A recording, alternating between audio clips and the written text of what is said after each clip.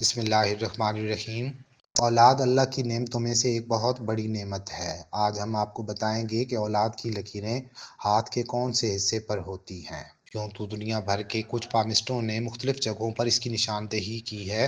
ہو سکتا ہے کہ ان کے حساب سے یہ صحیح ہو، مگر پامسٹری کی دنیا میں ایسا کچھ نہیں ملتا، اور ہمارے سمیت پوری دنیا میں اولاد کی لکیر کا ایک ہی مقام ہے، اور وہ مقام ہے شادی کی لکیر سے سیدھی یا الٹی طرف نکلنے والی لکیریں، جو ایک کنگھی کی صورت بناتی ہیں۔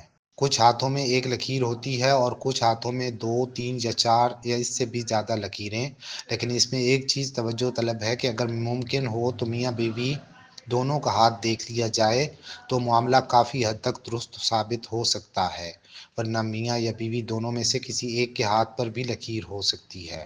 اس لکیر کو دیکھنا کچھ مشکل ہوتا ہے، کیونکہ لوگ مختصر لکیر کو بھی اولاد کی لکیر سمجھ لیتے ہیں، اور یہ لکیر شادی کی لکیر کے سائیڈ پر ہوتی ہے، یہ یوں سمجھ لیں کہ اس کی بغل میں ہوتی ہے، لیکن ضروری نہیں کہ یہ لکیر واضح اور صاف ہو، یہ بالکل مدھم اور بہت کمزور سی لکیر بھی ہو سکتی ہے۔ اس کو دیکھنے کے لیے ضروری ہے کہ میاں اور بیوی دونوں کا ہاتھ دیکھا جائے، پھر کافی حد تک درست اندازہ لگایا جا سکتا ہے۔ کچھ ہاتھوں میں اولاد کی لکیر عورت کے ہاتھ پر نہیں ہوتی، لیکن مرد کے ہاتھ پر نمایاں طور پر موجود ہوتی ہے۔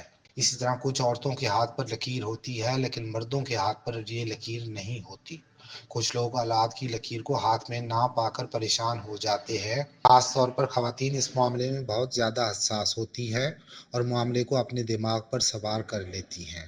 ان کی خدمت میں عرض ہے کہ اولاد کی لکیر اگر ہاتھ پر موجود نہیں تو اس کا مطلب ہرگز یہ نہیں کہ اولاد نہیں ہوگی۔